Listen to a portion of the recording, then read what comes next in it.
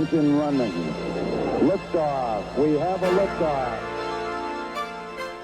Hello everyone, welcome to the second episode of the Lab News podcast. Thank you for being here. In this episode, I am talking to the brilliant Dr Sarah Pitt. Now, she's a virologist from the University of Brighton, but she's also Chief Examiner of Virology for the Institute of Biomedical Science. So, as you can imagine, when I've got the ear of a virologist at the moment, we're only really going to be talking about one thing. We're going to be discussing all things coronavirus. Now, Sarah and I talked about an awful lot in this interview. There is simply so much to cover. But of course, the media is awash with Covid-19 and coronavirus information at the moment, so I was keen to tread a careful path to make it worthwhile for you to listen to. But before we get to that, it's time to have a chat with the brilliant new editor of Laboratory News magazine, Sarah Lawton.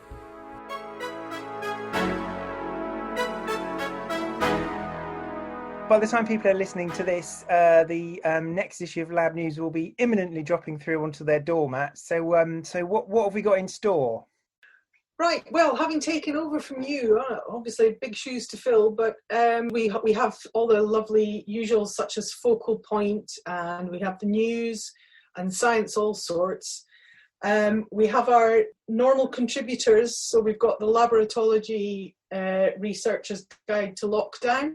Russ one has his usual Lab Babble column, and this one is quite interesting because he calls bogus on many of the quite creepy opportunistic claims that have been going on through lockdown. So I was very pleased to publish that. Because this is a bumper issue, I've been able to double up on a fair number of the usual things. So I've got a question and answer article that has two contributors, one from Agilent and the other from the Green Lab. They're talking about innovation and sustainability. And then I have another one which takes two viewpoints, one from the viewpoint of a biotech vaccine developer. They have a really exciting new COVID-19 vaccine which is delivered via capsule, so it's very unique and very scalable. So we hear from both the developer and their investor, which I think is quite an interesting perspective. And then as far as really good, chunky, in-depth stories go, we've got the cover story, which is about the world of life discovered on the back of loggerhead turtles, which is fun. And I got really excited about that, being a Terry Pratchett fan. So I got heavily into connecting all the dots with Terry Pratchett quotes. So the readers are going to have to forgive me on that one. And we've got some nice visual pieces. We have a really good kind of image double page spread that looks at how motion capture is being applied in healthcare research. And we have an infographic that looks at the coronavirus impact on UK lab-based startups and scale-ups. And things, it turns out, from that don't look as bad for laboratories as generally across the board it could be seen for the rest of the UK economy. So there's some positive outlook. Good, so far so incredibly interesting, but as always, Lab News isn't just focused on the high-end research and development, it's also interested in helping scientists perform better in the lab. True to say there, we're never fully satisfied until we've been both fascinating and incredibly useful. Yeah, so along with UXPA and Kimtech, which is the science arm of Kimberley-Clark Professional, we've actually put together a mini guide, back to business mini guide, which fulfills the UK government requirement of presenting the new back to work guidelines in a clear and informative manner. So the aim is that we're offering this free online for employers and lab managers to download and print or send by email or present online to their employees. Because getting back to business, managers have so much else to deal with at the moment that we wanted to just help out and give them a bit of a leg up on this, and we thought this might be one way of doing it. So if users want to download it, they can go onto our main Lab News webpage, labnews.co.uk, and a banner ad should pop up along the bottom which they can click and fill out some fairly basic information, which is just for our benefit to see who's using the guide. It's not going to be used for anything else. It's certainly not going to be given to any third party. And then follow the instructions and it will be sent to them. Okay, sounds like brilliant stuff. Thanks for that, Sarah. So for those that know Lab News, then that should have whetted your appetite. For those that don't yet know the magazine, please do subscribe. It's absolutely brilliant, and I'm, of course, in no way biased about that.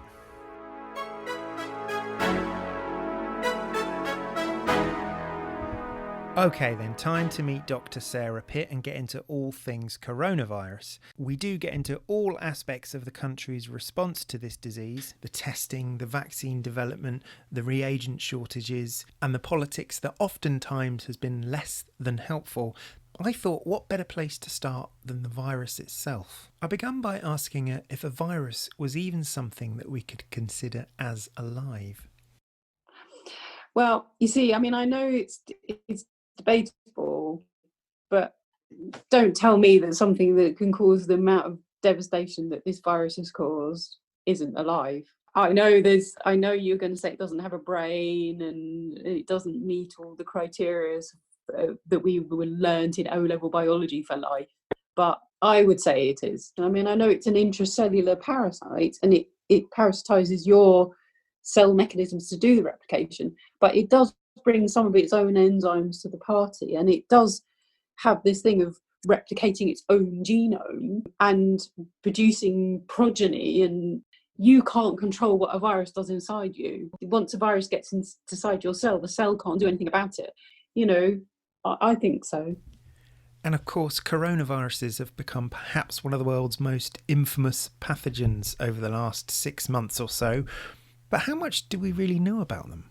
For some things, that dusty old textbook in the corner just can't be beaten. Because I'm just a diagnostic virologist, really, I'm a generalist. So when this one came up, I just went back to my old textbooks and looked up things like, everyone was saying it was called coronavirus because it looks like a crown, and it doesn't really. And actually, it's not named for the crown; it's named for the corona of the sun. And I knew that because I learned that when I was training as a virologist years and years and years, too many years ago that I'm not going to tell you how many years ago now. It was a really long time ago. And I found that in my old textbook. I was reading up about what they knew about, which would have been just common cold coronaviruses. It's very old, it's before SARS. And they said, yes, well, we assume that people make an immune response to coronavirus, but no one's ever found one. And that was obviously old-fashioned 1980s sort of 70s, 80s sort of techniques that they used. But they found antibodies to influenza, parainfluenza, any other sort of measles, mumps, rubella, all the other viruses you might have heard of, using those old-fashioned techniques. But using all the techniques that we use to find the antibodies against every other virus we know, they didn't find them against coronavirus, which tells you something about the immune response. And that is an unbelievably important point, isn't it? It has ramifications for every aspect of our response to this virus. It can affect the vaccine, it can affect our testing of who's had the virus, and of course it can affect whether we're immune once we've had it. So what we know is there are 4 known common cold coronaviruses, 2 of them which we've known about for a really long time. Those were known about in my very old textbook, and then another 2 that have popped up in the 80s and 90s associated with quite small outbreaks. So what we know is that the immune response that you make may or may not protect you from future infection. With SARS-1, they did follow people up over a period of time and found that a significant proportion of people weren't making any detectable immune response at all, and another significant proportion of the ones that did lost it within 12 months. So when they followed them up, they didn't have any antibody anymore. And what we know from the antibody surveys from this new virus, this new SARS that people have done kind of around the world, between 9 and 20% of people don't make antibodies that you can detect at all. And then obviously we just basing on what we know about coronaviruses in general, the chances are that of the remaining 80%, at least some of them are going to lose their immune response. And we don't really know whether that's protective against future infection. Whether that's just it will be a marker of the fact that you've had it, but will it stop you from getting it again? Who knows? From thinking about it and from reading about it, my feeling is that I'm picking up is that T cell response is actually very important, more important than we're giving it credit for, which obviously in an antibody screening test you're not going to pick up T cell response. But nevertheless, we still know that people aren't necessarily going to be immune to future infections, even with this one. And I mean, there have been anecdotal reports of people getting reinfected, but then they're small numbers. There might have been a problem with the test, and it's very small numbers, so we don't know for sure. So a complex immune response is, of course, going to make it more difficult to develop a vaccine and an antibody test. More on that later. But for diagnostic purposes, of course, the mainstay of our testing so far has been PCR-based, where we pick up on the genetic material of the virus itself. Developing a testing capability like this on a national level has, of course, come with challenges. The government decided that rather than support the NHS labs to kind of increase their capacity, what they were going to do was set up these private labs in the middle of nowhere. So there was one in Milton Keynes, one at Alderley Edge in Cheshire, and one near Glasgow Airport. I think there's another one in Scotland now. And they don't appear to have ever wanted for anything. So they had all their reagents and supplies that they all needed. But what they didn't have were registered qualified biomedical scientists to actually do the tests. And so because I'm in a couple of microbiology societies, we were getting emails saying, can you do PCR? Please volunteer to come to our Milton Keynes lab. And so it took them a little while, I think, to staff it. But the main thing is just because you can do a PCR, there's a little bit more to it than that. For handling a patient sample, booking it in, and then processing it, and then sending the right result to the right person, there is a bit more to it than being a top. It doesn't really matter how great you are at PCR. There's more to it than that, which they hadn't really thought of. And the other thing which flummoxes me is this testing that they keep talking about, where you go to a car park and somebody sticks a swab through your car window. You actually have to get the gag reflex for a proper throat swab, which is why you shouldn't really be doing it yourself, because it's too uncomfortable to do it on your own, to yourself. It's always better to get someone else to do it because they're going to do it properly. So I'm not really sure that whether sticking a thing through someone's car window is always going to get the gag reflex. I mean, I'm sure the people have been trained and they know what they're doing and so on and so forth, but still. Okay, so logistics notwithstanding, surely the PCR tests themselves were robust. I mean, this is now an old, well-known technology. The really great thing that happened was that when the Chinese published the sequence of the virus sort of to the end of last year, the top scientists in public health through the European Centre for Disease Surveillance and Control, they all got together and they developed the polymerase chain reaction test for the virus genome. And they got that test up and running within less than a month. The test kit and the protocol and everything. So that was originally in sort of January, February. That's what the test that we were using was, that one was the PHE one, and it was only being done in public health labs, which there are only a few of them around the country. And I have a colleague who works at PHE in Cambridge, and I was talking to her, and she said, well, they wanted to roll out commercial kits to the NHS labs just for kind of quality controls, because the in-house test does need extra expertise over and above your normal diagnostic virologies and which is already a level of, it's already an expert job, and PCR is already an expert, that not all biomedical scientists can do PCR and so on. But because this is an in-house kit, there's an extra level of quality checks and expertise which was needed. So they were going to wait until some commercial kits came along. So it didn't take too long for kits to turn up. All the kits that you can buy are all using different primers for different bits of the virus genome, which is really fun. I suppose it's because of intellectual property rights, from the different kit manufacturers. But the other problem is, I don't think anyone has compared the sensitivity and specificity of the different kits. So you might find that you're getting different rates of positivity in different places. Might not be a geographical quirk. It might be it's just a different kit that they've used. So one of them might be better at picking up positives than the other.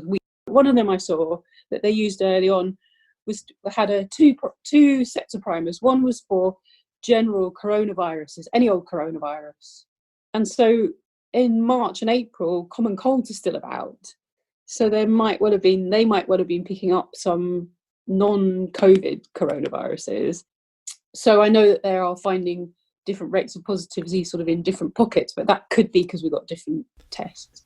Okay, so far so tricky. It's clearly been a very difficult path for the diagnostics response we've had in the country to get up to speed.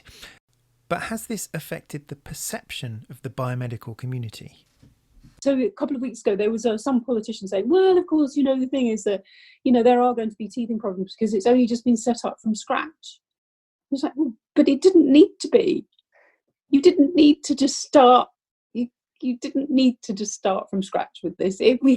All you need to do is bolster what we already had. It's very, very, very frustrating. My colleagues in the NHS, everyone's looking at that and going, oh, first of all, we'd never heard of you. Now we've decided that you're not doing a very good job. And it's just really, really frustrating. So perhaps predictably here, there's been a real misrepresentation by the media of the scientists in the diagnostics labs. Even these car park places where they say the testing centres. And then I was thinking, well, surely the testing centre is in Milton Keynes. And then on the news, you say, here's a picture of a testing centre. That's a car park where they're collecting samples. Nobody's doing any actual testing there. So the terminology is confusing. And I think that doesn't help, because then people go, well, what? They've taken my test. Why is the result not ready? Because they don't really understand the bit in between. These things just take longer because of the nature of the test. Even, GPs don't always understand that part of it, because they just think I think they don't realise that there's actually any people in the lab. I think they just think it's this sort of futuristic machiney thing, black box sort of thing, where the samples go in and then the results come out, and they never ever think about what might be happening in the middle. And the fact that the people who are running it are master's level qualified scientists, also people don't really think about that either. The IBMS were really good. They did the publicity department did this really lovely animated film of what happens to the sample, and how the fact that it goes to the lab and then it's collected in, and then they do PCR on it, and a little bit about how PCR works and how long the assay actually takes, to explain to people why you don't get your result in 2 seconds or 3 minutes. It takes some of the PCR protocols are even now still taking like 6 hours, because you've got to do extraction and then you've got to go reverse transcriptase PCR. You can't just do that, quickly. So explaining some of that to people is hard. These videos that Sarah mentioned do a really good job, so you should go and check them out. If you visit ibms.org/do you know what happens to your sample, you can check them out there.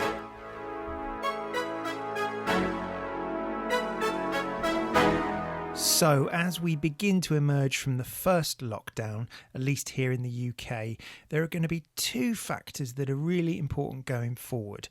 That is, of course, vaccine development and the track and trace system. And like pretty much every other aspect of the country's response to this pandemic, there has been some controversy around the government's approach to this track and trace system. I don't really understand why they've set up a whole new system. We have perfectly good, very well functioning public health and environmental health systems, which, if there's an outbreak of meningitis in a school, the infection control, public health, environmental health go and sort it out. They do track and trace. They find the people who might have been in contact with this little kid that had meningitis. They go and talk to all the people they might have been in contact with and identify them and give them the appropriate advice and treatment. We know how to do this. Again, people do this all day, every day. No one gives it a second thought. No one cares. No one notices. No one comes into contact with them. unless you're involved in one of these outbreaks. But all they need to do really was upscale that. So you have to wonder, why on earth didn't we just do that? I have no idea. It really flummoxes me. It seems really, really daft. So they're talking, the track and trace system. I don't know why. You don't really need an app. I think they decided to have an app because Korea have got an app. Clearly, getting a classic epidemiological intervention like track and trace right is going to be important. But the truth is, the panacea to this pandemic we're all waiting for is a vaccine. So how likely is this, and how long will we have to wait? They've tried to make a vaccine against SARS-1, and given that the funding kind of dried up because SARS-1 went away, and everyone said, well, why are we wasting our time and our money on this, because the virus doesn't even exist anymore, let's just stop. So they tried to make one against MERS, which is obviously another relative. So to start off with, it's not looking good because they haven't been able to make one against SARS-1 or MERS. So and for MERS they've had since 2012, and they have not got very far with it. Now I can see that some of it will be because of funding. MERS is a really big deal in Saudi Arabia, but it's kind of reasonably contained. There have been outbreaks in other places. There was a big outbreak in Korea actually a couple of years ago, but mostly it's in the Middle East. And so probably getting funding to develop a vaccine is something that's only found in one small region of the world, and that's not, Western Europe or America, is probably tricky. I can see that. But the truth is, funding clearly hasn't been an issue for the COVID-19 pandemic. No, the problems that the vaccine developers face are much more rooted in biology. We don't really understand the immune response to the virus. What's the protective immune response? What's the role of antibodies? What's the role of T cells? That's not really very well understood, and you can't extrapolate from what we know about other viruses. A lot of people, I think, just thought it's a bit like the measles. You can make an antibody and then you'll be protected for life, and therefore we've got a measles vaccine. Why can't we have a vaccine against this? The one they're making at Oxford is that periodically in the news. That's going to trials in people now, I think. The people at Imperial, theirs ones are going into safety testing next week. So they have actually made a vaccine. But what we don't know is that going to elicit protective antibody or protective immune response into people, because we don't really know what a protective immune response even is for coronaviruses. So that's one issue. But assuming that the people at Oxford and Imperial, they've sorted that out, 18 months is really super ambitious. People's expectations have been raised unfairly, I think, because then what's going to happen is then they're going, oh, those useless scientists, why didn't they say they'd make us a vaccine? The Prime Minister promises a vaccine, Donald Trump promises a vaccine, WHO promises a vaccine, and there isn't a vaccine. They're all useless. Why haven't they given us a vaccine? Of course, none of this takes away from the incredible effort of the scientists working on the vaccine currently, and we wait with bated breath for the fruit of their labours. In the meantime, given how quickly this virus has spread across the entire globe, should we now consider COVID-19 to be endemic in the human population? So it could mutate to be slightly less virulent and join all the common cold coronaviruses in the sort of suite of normal winter respiratory viruses. Could do. I'm not saying it will, but that's a possibility. From a virus's point of view, that will make a lot more sense. I mean, the case fatality rate here, it's looking very high. Every time I calculate it, it's frightening. It's like if you say the number of deaths divided by the number of cases that positive tests that we've had, it's about 15% case fatality rate. But I don't think that's a true picture because we're not necessarily testing everybody. Yeah, we could clearly do with some more data to understand fully the case fatality rate. And I think now globally it stands at around 9%. But what does this mean in terms of the virus itself? That's still pretty high, and it's a bit unsustainable for the virus. And so it could be endemic, in which case it will be quite a dangerous thing for some time to come. But I'm not sure that that's really, I'm not sure that, because we're scared of it, we're doing things to stop it transmitting from person to person. And eventually, if the R naught goes below 1 and stays below 1, then that means it won't be transmitted from person to person, and eventually it will sort of die out. So if it has become endemic, then there is a chance that we have evolution on our side here. It's not in a virus's interest, as it were, for a host to perish before it's spread.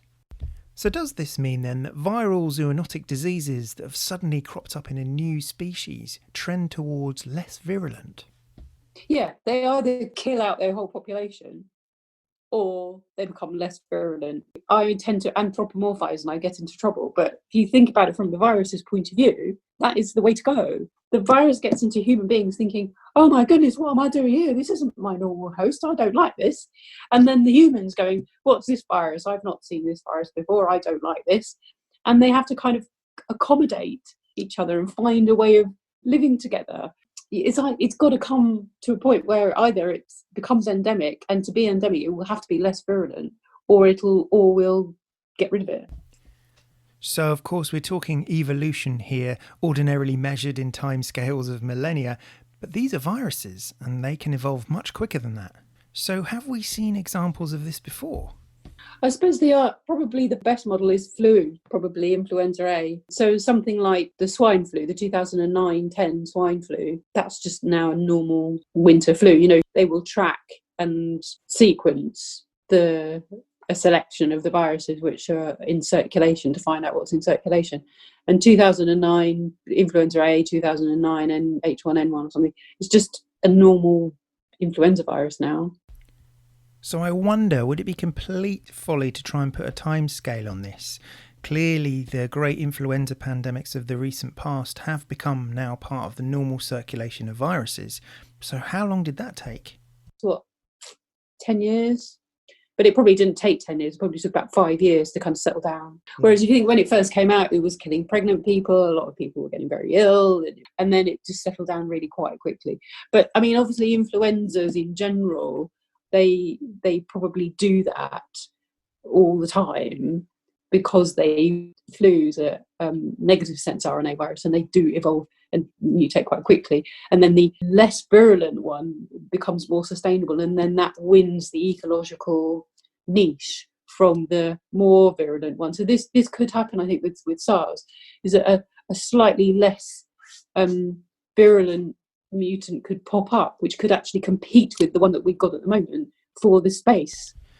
Okay, so I think that's comforting then, isn't it? The idea that even if we can't control this virus with medication, vaccination, or new social norms, that there is a route for this virus to become less virulent in human population care of evolution. Well, at least I'm choosing to take some comfort from that. So I hope you enjoyed that. But for now, I think it's time for me to say goodbye. Thank you so much for listening, and I'll speak to you on the next episode where we explore intelligent life throughout the galaxy with Professor Christopher Consolis. Until then, thanks very much, and goodbye.